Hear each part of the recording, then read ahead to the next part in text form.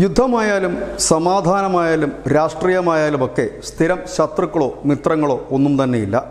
കഴിഞ്ഞ കാലങ്ങളിലൊക്കെ ഇസ്രയേലും റഷ്യയും തമ്മിൽ അത്ര നല്ല സുഖത്തിലായിരുന്നില്ല. അതിന് കാരണം ഇസ്രയേലിൻ്റെ ഒന്നാം നമ്പർ ശത്രുവായ ഇറാനായിരുന്നു. ഇറാനെ പിന്തുണയ്ക്കുന്നത് റഷ്യയും.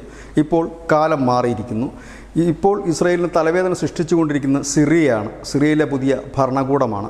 ആ പുതിയ ഭരണകൂടത്തെ പിന്തുണച്ചുകൊണ്ട് തുർക്കി എത്തുന്നതാണ് ഇസ്രയേലിൻ്റെ പുതിയ തലവേദന. തുർക്കി എത്തുന്നതോടുകൂടി തന്നെ ISIS തുടങ്ങിയ ഭീകര സംഘടനകളെല്ലാം തന്നെ നിലവിൽ തന്നെ താവളമൊരുക്കിയിട്ടുണ്ട്. കൂടുതൽ പേർ എത്താനും സാധ്യതയുണ്ട്. ഇത് ഭാവിയിൽ ഇസ്രയേലിന് കൂടുതൽ പണി വരുത്തി വെക്കും. ഇത് മുൻകൂട്ടി കണ്ടുകൊണ്ടുള്ള നീക്കങ്ങളാണ് ഇസ്രയേൽ ഇപ്പോൾ നടത്തുന്നത്. ഡൊണാൾഡ് ട്രംപ് പഴയതുപോലെ സിറിയയിൽ വലിയ കാര്യമായി ശ്രദ്ധിക്കുന്നില്ല.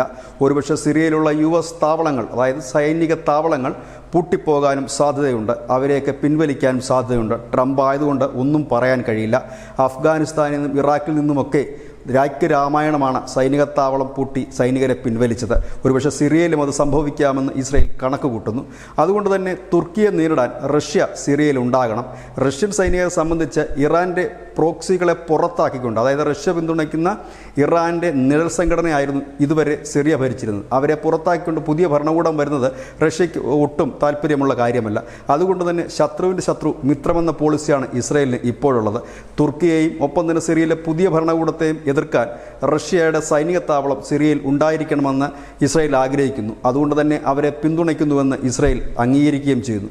ഏതായാലും പശ്ചിമേഷ്യയിൽ അനുദിനം അച്ചുതണ്ടുകളും കാര്യങ്ങളും മാറി മറിയുന്നു. ഇനി സിറിയയെ നേരിടുന്നത് ട്രംപും ഇസ്രയേലും ചേർന്നായിരിക്കില്ല, ഒരുപക്ഷെ റഷ്യയും ഇസ്രയേലും ചേർന്നായിരിക്കും. അങ്ങനെയാണ് ഈ ലോകത്ത് ഇപ്പോൾ എല്ലാ കാര്യങ്ങളും. സ്ഥിരമായ ശത്രുവോ മിത്രങ്ങളോ ഇല്ല. News desk news India Malayalam.